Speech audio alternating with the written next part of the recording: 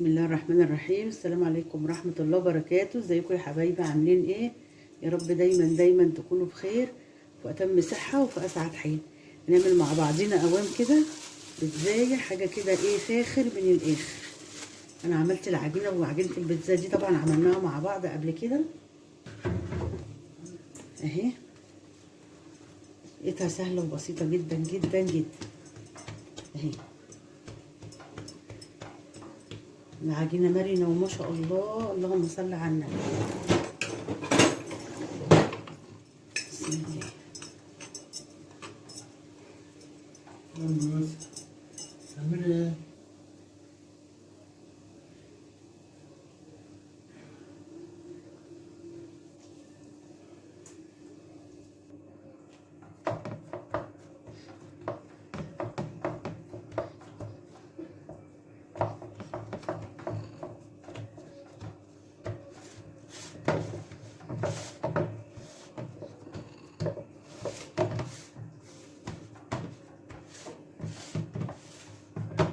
بصوا يا حبايبي سمكها حلو ازاي، لا هي تخينه قوي ولا رقيقه قوي، عشان لسه هتتخن مني برضو لما تيجي تستوي.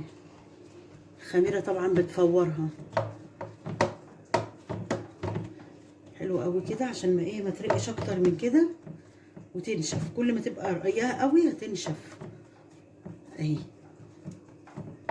حلو قوي كده، مقاسها ما شاء الله.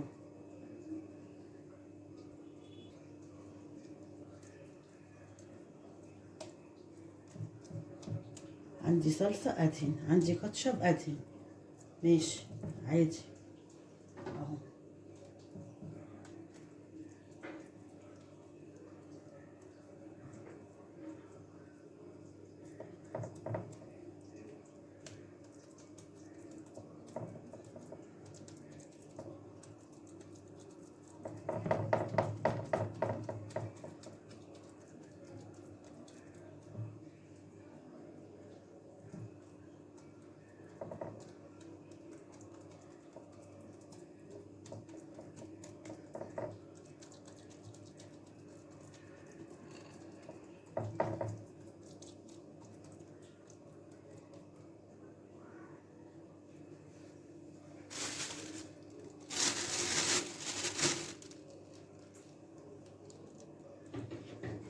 كده انا عندي فراخ بانيه اهي، عاملاها شاورما بالبصل كده.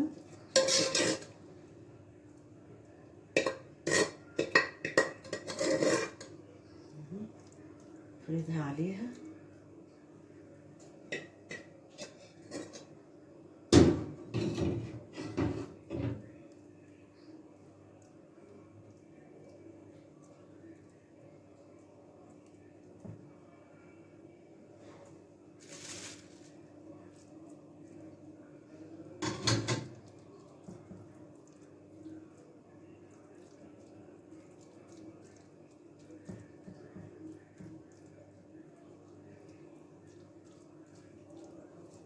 دي كده بيتزا بالفراخ اهي. ممكن تعمليها باللحمه، ممكن بالبيض، ممكن ميكس فراخ على جبن، او لحمه على جبن، اللي يريحك. كل واحد ياكل بالطعم اللي يريحه. انا بقول لك طريقتها بسيطه جدا. ده زيتون اهو مخلي اخضر،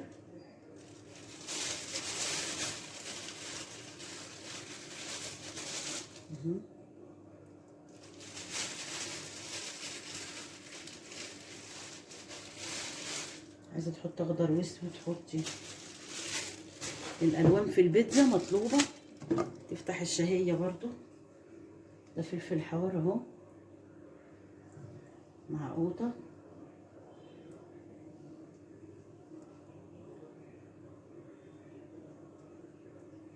منحطش القوطه كلها في حته واحده، نحاول نضغط عليها كده عشان ايه اهو.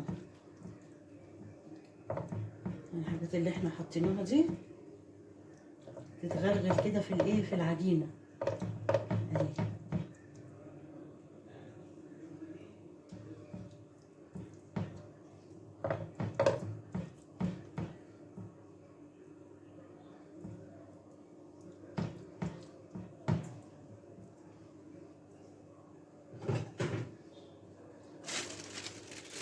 عندي برضو كام زيتونة اسود اهي. يبقى عندنا احمر واسود واخضر اهو. وهاخدها ادخلها الفرن بتاعي على درجة حرارة 200 ونشوف الشكل النهائي ليها.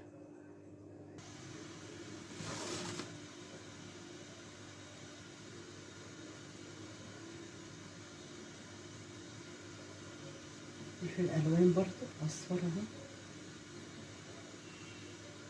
بس خلاص كده ندخلها الفرن.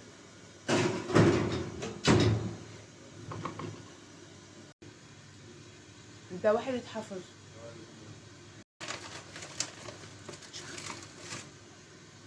انا طلعتها بقى، حط الموزاريلا بتاعتي عشان تديني المطه الحلوه.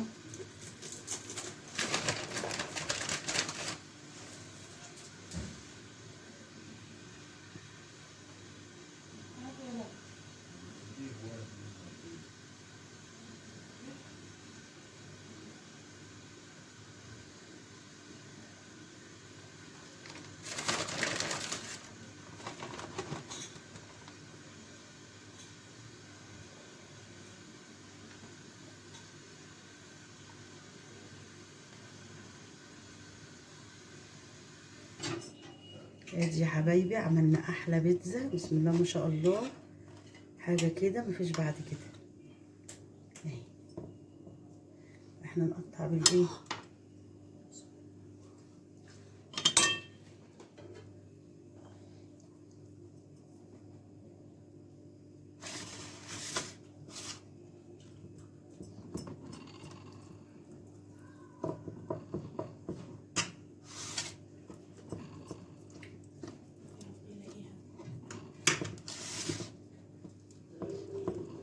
معاه نسخ المفاتيح ليه؟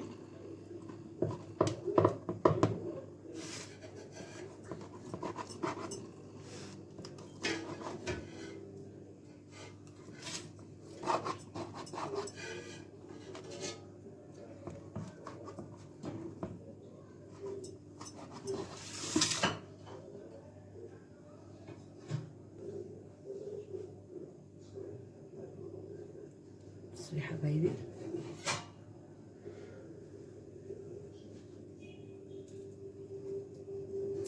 تاكلوها يا رب صحه وهنا وتتهنوا بيها، وطريقتها بسيطه وسهله قوي قوي قوي.